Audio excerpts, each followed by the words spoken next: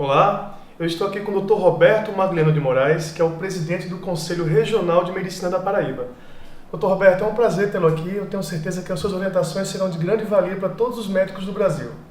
Prazer é meu. Por favor, Dr. Roberto, fale para quem não conhece um pouco da sua trajetória como médico. Eu me formei em medicina no ano de 1990 e abro um parênteses para dizer que me inspirei no histórico do meu pai como médico profissional. Eu o via chegar todos os dias em casa contando as histórias e naquela época eu me imaginava como uma aventura de ser médico, era uma coisa meio romantizada e ele me influenciou muito nessa escolha.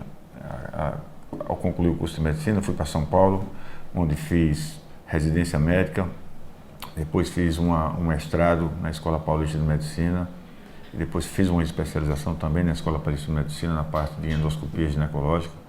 Vim para João Pessoa, onde fui para a Universidade Federal da Paraíba como professor e também trabalhando no meu consultório, no serviço público na maternidade Cândido Vargas, atendendo pacientes carentes e também pacientes da sociedade, porque eu entendo que o médico, ele precisa passar por essas experiências e ao longo da sua trajetória ele acaba se tornando uma pessoa melhor, uma pessoa mais humana ante o sofrimento das pessoas. Isso é uma coisa que eu não fazia ideia, mas que transformou a minha vida e a minha maneira de enxergar o mundo. Além de exercer a profissão propriamente dita, eu comecei a adentrar pelos caminhos das entidades representativas dos médicos. Então, participei da Sociedade de Ginecologia e Obstetrícia como secretário, fui presidente da Sociedade de Ginecologia e Obstetrícia da Paraíba. Tive a felicidade de, juntamente com colegas, fundar a primeira cooperativa de ginecologia e obstetrícia da Paraíba, a qual fui o primeiro presidente. Também fui diretor do Hospital Unimed de João Pessoa, logo na sua fundação, na parte da maternidade. Aqui no Conselho de Medicina já estou há quase 20 anos e entrei pelas mãos do Dr. João Modesto, que na época era presidente, atendendo a um convite dele. Dr. Roberto, sabemos que a partir desse ano, de 2019, foi instituído o novo Código de Ética Médica. Qual a importância para o médico desse novo código? Eu costumo dizer que todos os seres humanos, eles precisam de ter um norte. E, particularmente na nossa profissão, nós temos um norteador das nossas atitudes éticas e deontológicas, que é o Código de Ética Médica. Ele é importante porque ele orienta os médicos aquilo que ele pode ou não fazer, aquilo que é bom ou não para o paciente, aquilo que é bom ou não para a profissão.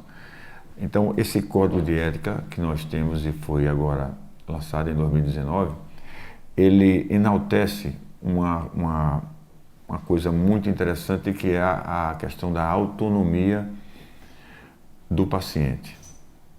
Nós temos dentro do código, dos sucessivos códigos de ética e da história da medicina, uma mudança paulatina na questão da relação médico-paciente.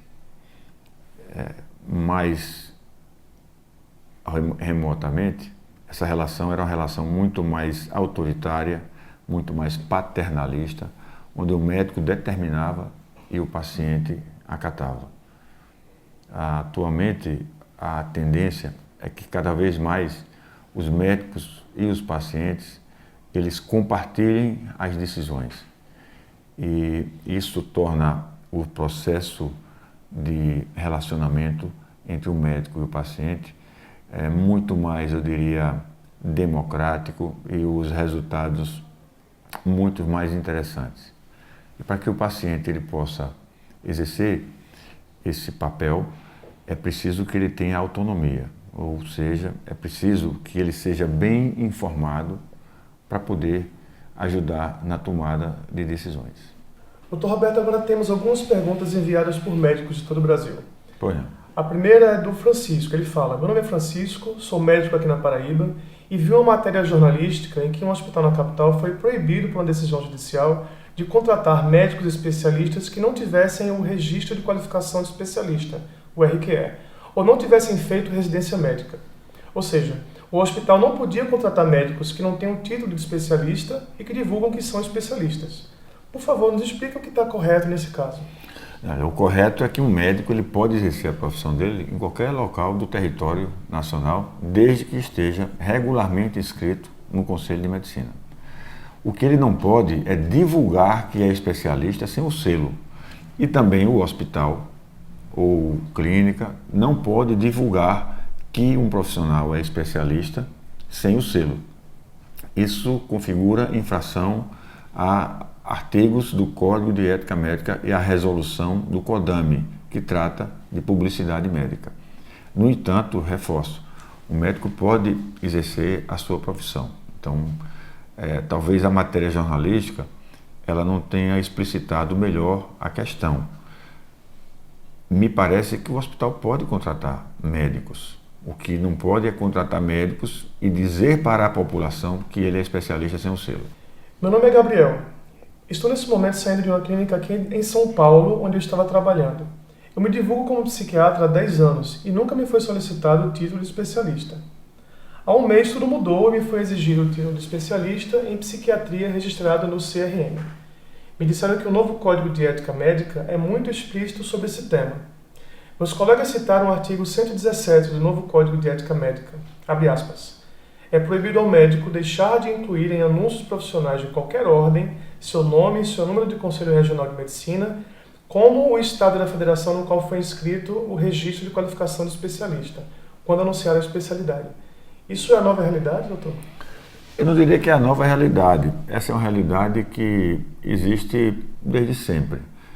Como eu disse na primeira pergunta que você fez, uma das preocupações maiores do Conselho é zelar pelo prestígio e o bom conceito da profissão. E é claro que os atos praticados por médicos que trazem efeitos positivos caminham nessa direção.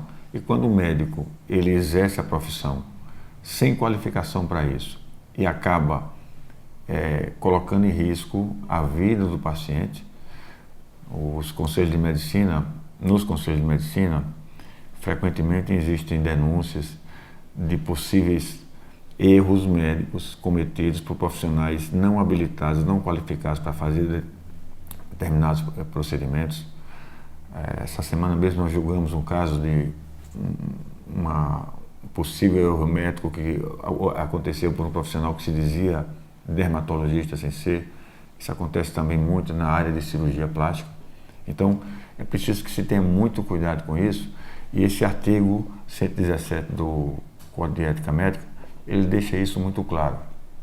E se o profissional médico ele tiver mais alguma dúvida com relação a isso, ele procure a resolução da CODAME, que trata sobre o assunto, e ele poderá ver exatamente aquilo que ele pode ou não pode divulgar como profissional.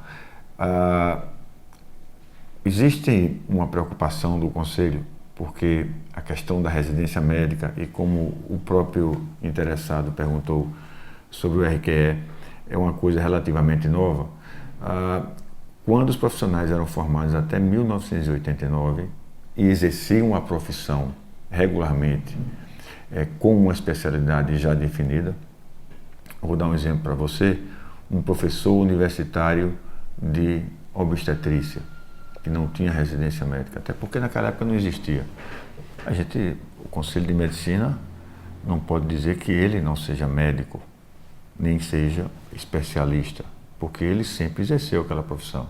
Então, até 1989, quando não existiam residências médicas em todo o país, os profissionais que comprovam que exerceram a profissão naquele período e eram concursados e tem como provar isso aqui para o Conselho de Medicina e para a Comissão Mista de Especialidades da AMB e da Comissão Nacional de Residência Médica, essas três entidades, Comissão Nacional de Residência Médica, AMB e Conselho Federal de Medicina, podem se reunir e, no caso desses profissionais, decidir que eles podem divulgar que são especialistas e ter estes profissionais o seu título de especialista homologado aqui no Conselho.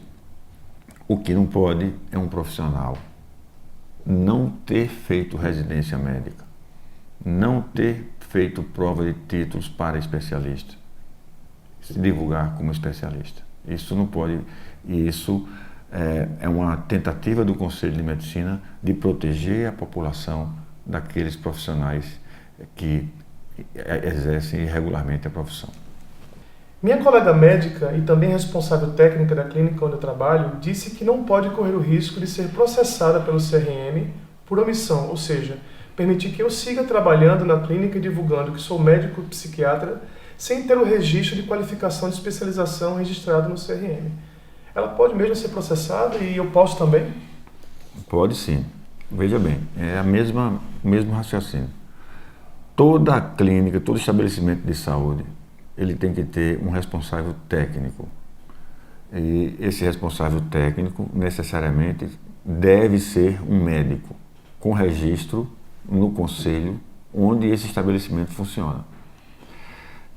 Esse responsável técnico, como o próprio nome está dizendo, parece óbvio, ele tem que se responsabilizar pelo produto que está oferecendo, inclusive pelos profissionais que ali trabalham. Então, se um profissional daquele estabelecimento, ele exerce a profissão, não tem problema. Mas se ele divulgar que é especialista em neurologia sem o selo, em ginecologia sem o selo, ele vai sofrer as consequências de estar infringindo ao artigo 117 do Código de Ética Médica e aí a resolução do CODAME. E a diretora do estabelecimento que o contratou também está passível de sofrer sanções na mesma direção. Sou médico formado em 1999, já são 20 anos. Logo que concluí o curso de medicina, voltei para o interior do meu estado e atendo e me divulgo especialista em cardiologia sem o RQE, pois nunca procurei fazer a residência médica ou a prova do título de especialista em cardiologia aplicado pela Sociedade Médica. Apesar de atuar e me divulgar como cardiologista há 20 anos, por meio do meu carimbo, receituário e redes sociais, recebi a visita de um colega do setor de fiscalização do CRM e fui informado que sem o RQE de cardiologia devidamente registrado no CRM, não poderei mais divulgar que sou especialista de forma alguma. Disse que posso atuar na cardiologia, mas não posso divulgar. Quero me regularizar junto ao CRM. Como posso vencer essa dificuldade? Para vencer essa dificuldade, ele precisa estudar, ele precisa fazer uma residência médica e precisa fazer a prova, se submeter, ter coragem de se submeter à prova e ser aprovado. É uma prova que ela exige conhecimentos específicos da especialidade e é justamente para que a população ela possa ter a garantia de estar sendo atendida por um bom profissional.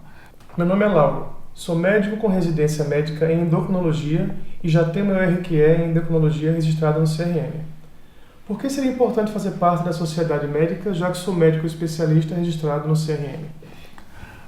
Olha, eu diria para ele, consultando a minha própria história, acho que é importante os médicos participarem das atividades associativas, porque as associações de especialidade, elas nos dão a oportunidade de estarmos sempre atualizados com as novidades.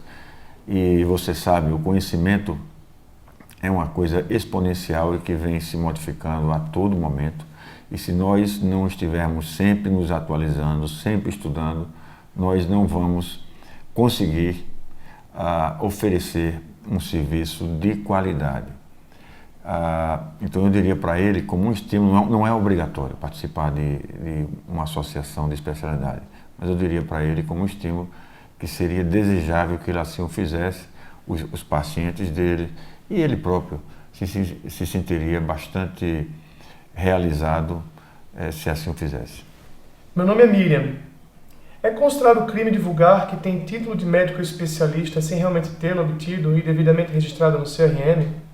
Meu primo advogado disse, abre aspas, se referida divulgação é feita no intuito de angariar novos pacientes, por óbvio, um paciente prefere se consultar com um especialista, também existe o risco de tal conduta se amoldar ao tipo penal previsto no artigo 171 do Código Penal, que é estelionato.